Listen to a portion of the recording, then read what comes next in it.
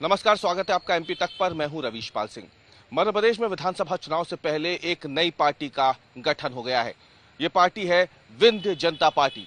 और जैसे कि नाम से ही आप समझ पा रहे हैं, विंध्य जनता पार्टी यानी कहीं ना कहीं वो शख्स जो विंध्य प्रदेश की मांग को लेकर के जबरदस्त तरीके से पिछले कई सालों से आंदोलन कर रहा है, उसी शख्स से जुड़ी हुई ये पार्टी है। हम बात कर रहे हैं नारायण त्रिपाठी की, जो कि भारतीय जनता पार्टी से विधायक थे, मेयर से, लेकिन उन्होंने इस्तीफा दे दिया। इस्तीफा देकर के अटकलें लग रही थी कि शायद वो कांग्रेस जाएंगे, लेकिन नहीं, विंध्य जनता पार्टी उन्होंने बना ली है।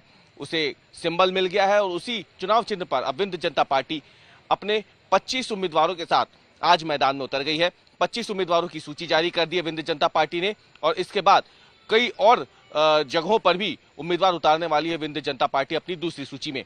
लेकिन अभी की हम आपको बात बता दें कि जिन 25 लोगों को टिकट दिया है विंध्य जनता पार्टी ने, उसमें नारायण त्रिपाठी का भी नाम है। यानी वो अपनी परंपरागत सीट मैयर से चुनाव लड़ने वाले हैं, जहां से वो सपा के टिकट पर जीत चुके हैं, कांग्रेस के टिकट पर जीत चुके हैं, भाजपा के टिकट पर जीत चुके हैं।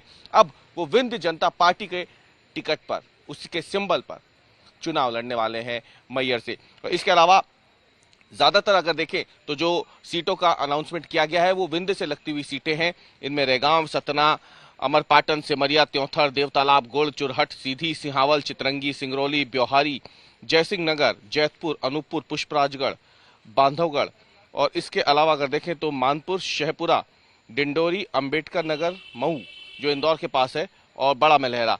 इसके साथ अगर देखें तो जो 25वां नाम है वो है भोपाल दक्षिण पश्चिम विधानसभा सीट का। तो यानी दक्षिण पश्चिम विधानसभा सीट पर मनीष पांडे को टिकट दिया गया है विंध्य जनता पार्टी की तरफ से। और आपको बता दें कि कुल मिला के देखा जाए तो एक स्थिति बिल्कुल साफ कर दी है।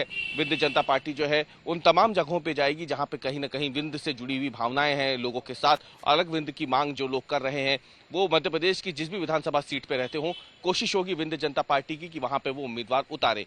अब इसका नुकसान किससे होगा? तो देखिए, नुकसान सीधे सीधे आपको बता दें कि विंध्य जनता पार्टी जो है वो प्रमुख रूप से अगर देखा जाए तो विंध्य के इलाके में सक्रिय रहने वाली है। हालांकि उसका कार्यक्षेत्र पूरा प्रदेश होगा, लेकिन सक्रियता मुख्य रूप से विंध्य के इलाके में स्थिर रहेगी, क्योंकि 2004 से नारायण त्रिपाठी अलग विंध्य प्रदेश की मांग उठा रहे हैं। और इसी के तहत, क्योंकि उन्होंने ये मांग सपा में रहते हुए उठाई थी, कांग्रेस में रहते हुए उठाई, भारतीय जनता पार्टी में रहते हुए उठाई, लेकिन जब मांगे पूरी नहीं हुई और उन्होंने सवाल पूछने शुरू किए, तो आरोप है उनका कि उन्हें बागी कह करके एक तरीके से उनको अनसुना कर दिया जाता था। अटकलें काफी पहले से लग रही थी, लेकिन जब उनको लगा कि उनकी मांगों को दरकिनार किया जा रहा है, और इसीलिए फिर उन्होंने अलग विंध्य जनता पार्टी बनाने का ऐलान किया। और अब विंध्य जनता पार्टी ने अपने उम्मीदवारों की पहली सूची भी जारी कर दी है।